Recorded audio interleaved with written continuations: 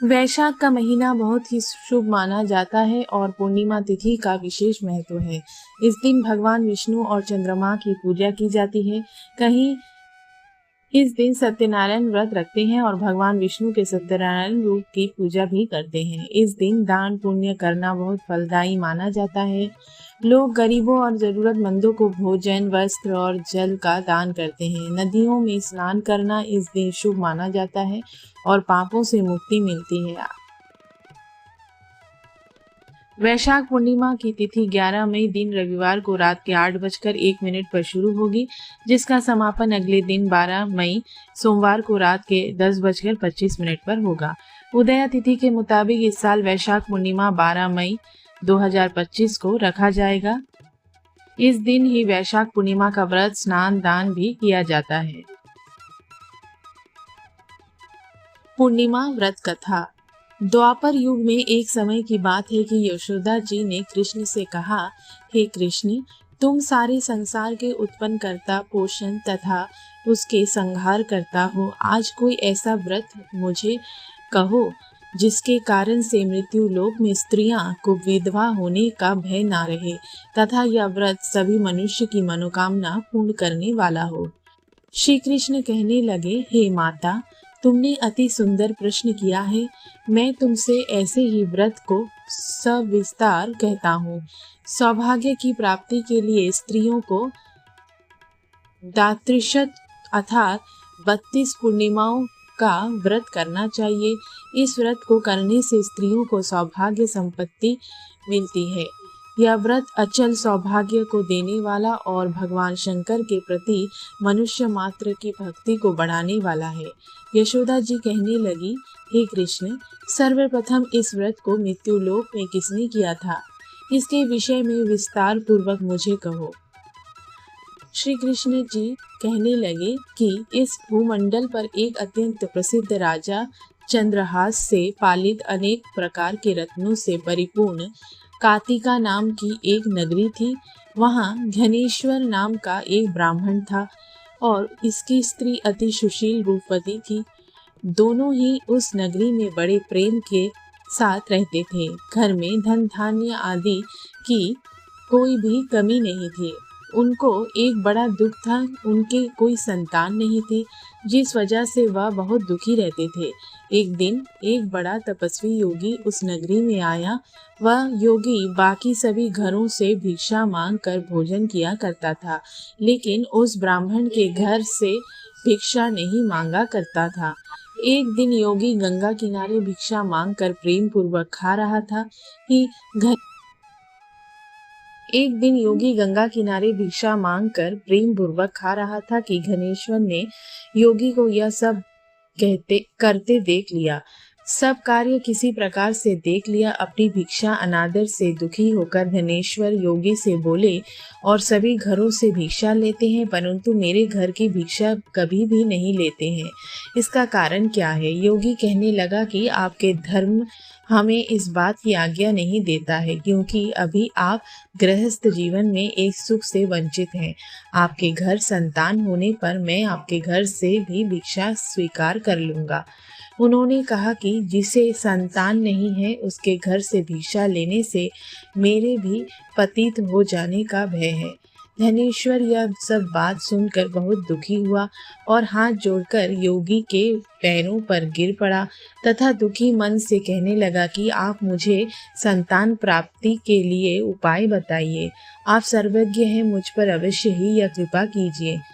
धन की मेरे घर में कोई कमी नहीं है, लेकिन मैं संतान ना होने के कारण अत्यंत दुखी हूँ। आप मेरे इस दुख का हरण कीजिए। यह सुनकर योगी कहने लगे, तुम चंडी की आराधना करो। घर पहुंचकर उन्होंने यह सारी बात अपनी पत्नी को बताई और खुद वन में चला गया। वन में पहुंचकर उसने चंडी की आराधना की और उपवास किया। चंडी ने 16 दिन उसको सपने में दर्शन दिए और कहा कि हे धनेश्वर, जा, तेरे पुत्र होगा, लेकिन उसकी आयु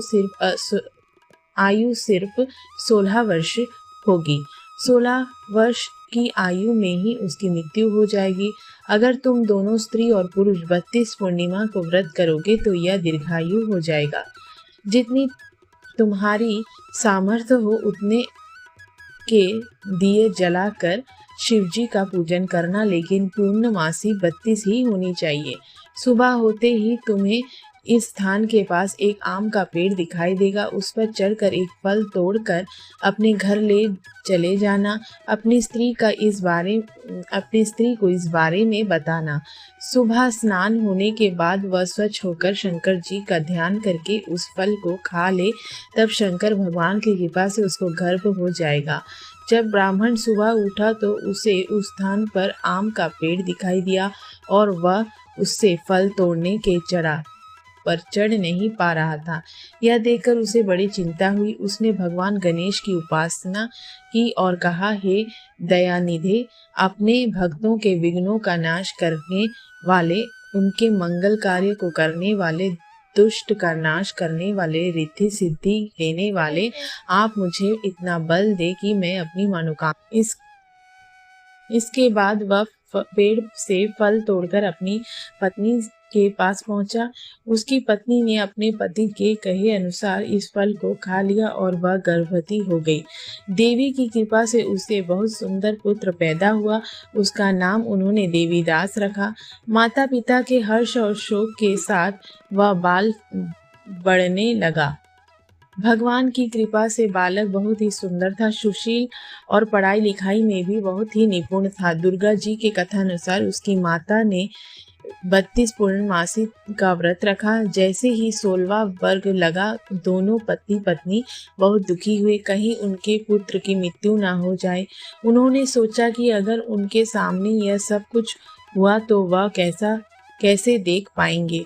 तभी उन्होंने देवीदास के मामा को बुलाया और 1 वर्ष के लिए देवीदास को काशी में पढ़ने के लिए भेज दिया। 1 वर्ष के बाद उसे मामा के साथ एक घोड़े पर सवार होकर चल दिया। उसके मामा को भी यह बात पता नहीं था। दोनों पति पत्नी से 32 पूर्णमासी का व्रत पूरा किया। दूसरी तरफ मामा और भाई के लिए रास्ते में एक गांव में रुके। उस दिन उस गांव में ब्राह्मण होने वाला था। जिस धर्मशाला में वर और बारात के बाकी लोग रुके हुए थे, उसी धर्मशाला में देवीदास और उसका मामा ठहर गए। उधर कन्या को तेल आदि चढ़ाने के बाद जब लग्न का समय आया तो वर की तबीयत खराब हो गई। वर के पिता ने अपने परिवार वालों से विचार विमर्श करके कहा कि यह देवीदास मेरे पुत्र जैसा ही है, मैं इसके लग्न करा दूं और बाद में बाकी सारे काम मेरे बेटे के साथ पूरे हो जाएंगे। ऐसे कहने के बाद वर के पिता देवीदास को मांगने के लिए उसके मामा के पास गए और उन्हें सारी बात बताई। मामा ने कहा कि कन्यादान में जो कुछ भी मिलेगा वो हमें दे दिया जाए। वर के पिता ने बात स्वीकार कर ली। इसके बाद देवीदास का विवाह कन्या के साथ संपन्न हो गया। इसके बाद वह अपनी पत्नी के साथ भोजन ना कर सका और मन में विचार करने लगा कि ना जाने यह किसकी पत्नी होगी। यह सोचकर उसकी आंखों में आंसू आ गए। तब वधू ने पूछा कि क्या बात है, आप उदास क्यों हैं? तब उसने सारी बातें पत्नी को बता दी। तब कन्या कहने लगी, यह ब्रह्म विवाद के विपरीत है। आप ही मेरे पति हैं, मैं आपकी ही पत्नी रहूंगी, किसी अन्य की कभी नहीं। तब देवीदास ने कहा, ऐसा मत करिए क्योंकि मेरी आयु बहुत कम है, मेरे बाद आपका क्या होगा? लेकिन उसकी पत्नी नहीं मानी और बोली, स्वामी आप भोजन कीजिए। दोनों रात में सोने के लिए चले गए।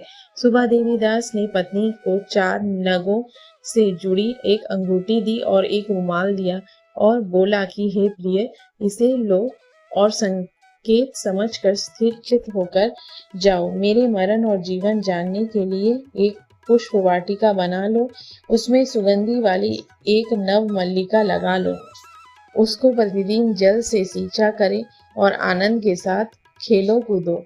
जिस समय और जिस दिन मेरा प्राणांत होगा उस दिन यह फूल सूख जाएंगे। जब यह फिर से हरे हो जाए तो जान लेना मैं जीवित हूँ। यह समझ कर समझा कर वह वहां से चला गया। इसके बाद जब वर और बाकी बाराती मंडप में आए तो कन्या ने उसे देखकर कहा कि ये मेरे पति नहीं है। मेरे पति वह है जिनके साथ रात में विवाद हुआ। इसके साथ मेरा विवाह नहीं हुआ है। अगर यह वही है तो यह बताइए कि मैंने इसके क्या दिया है, साथ ही दान के समय को आभूषण मिले उन्हें दिखाइए। कन्या की ये सारी बातें सुनकर वह कहने लगा कि मैं ये सब नहीं जानता। इसके बाद सारी बारात भी अपमानित होकर लौट गई। भगवान कृष्ण बोले, हे माता, इस प्रकार देवीदास काशी चला गया। कुछ समय जब बीत गया तो एक सर्प उसको डसने के लिए वहां आया, लेकिन वह उसको काट नहीं पाया क्योंकि उसकी माता ने पहले ही 32 पूर्णिमा का व्रत कर लिए थे। इसके बाद खुद काल वहां पहुंचा। भगवान की कृपा से तभी वहां माता पार्वती और भगवान गणेश आ गए। देवीदास को मूर्छित दशा में देखकर माता पार्वती ने भगवान शिव से प्रार्थना की कि महाराज, इस बालक की माता ने पहले ही 32 पूर्णिमा के व्रत कर लिए हैं, आप इसको प्राण दें। भगवान शिव ने माता पार्वती के कहने पर उसे प्राण दान दे दिया। उधर उसकी पत्नी उसके काल की प्रतीक्षा कर रही थी। उसकी पत्नी ने जाकर देखा कि पुष्प और पत्र दोनों ही नहीं हैं, तो उसको बहुत आश्चर्य हुआ और जब उसने देखा कि पुष्प वाटिका फिर से हरी हो गई है तो वह समझ गई कि उसका पति जिंदा हो गया है। इसके बाद वह बहुत ही प्रसन्न होकर अपने पिता से कहने लगी कि मेरे पति जीवित हैं, उनको ढूंढिए। जब 16वां वर्ष व्यतीत हो गया तो देवीदास भी अपने मामा के साथ काशी चल दिया। इधर उसकी पत्नी के परिवार वाले उन्हें ढूंढने के लिए जा ही रहे थे कि उन्होंने देखा कि देवीदास और उसका मामा उधर ही आ रहे थे। उसको देखकर उनके ससुर बहुत प्रसन्न हुए और उसे अपने घर ले आए। वहां सारा वगड़ इकट्ठा हो गया और कन्या ने भी उसे पहचान लिया। देवीदास ने इसके बाद अपनी पत्नी और मामा को लेकर वहां से चल दिया। उसके ससुर ने भी उसे बहुत धन दहेज दिया। जब वह अपने घर की तरफ चल रहा था तो उसके माता पिता को लोगों ने खबर कर दी, तुम्हारा पुत्र देवीदास अपनी पत्नी और मामा के साथ आ रहा है। ऐसा समाचार सुनकर पहले तो उन्हें विश्वास नहीं हुआ, लेकिन जब देवीदास आया और उसने अपनी माता पिता के पैर छुए तो देवीदास के माता पिता ने उनका माथा चूमा और दोनों को अपने सीने से लगा लिया। दोनों के आने की खुशी में धनेश्वर ने बहुत ही दान दक्षिणा ब्राह्मणों को दी। श्री कृष्ण जी कहने लगे कि इस तरह धनेश्वर को 32 पूर्णिमाओं को व्रत के प्रभाव से संतान प्राप्त हुई। जो स्त्रियां इस व्रत को करती हैं वह जन्म जन्मांतरों तक वैधव्य का दुख नहीं भोगती हैं और सदैव सौभाग्यवती रहती हैं। यह मेरा वचन है। यह व्रत संतान देने वाला और सभी मनोकामनाओं को पूरा करने वाला है। तभी से इस व्रत करने की परंपरा चली आ रही है। जो व्यक्ति श्रद्धा से इस व्रत को करता है उसे भगवान विष्णु की असीम कृपा प्राप्त होती है। हरे कृष्णा।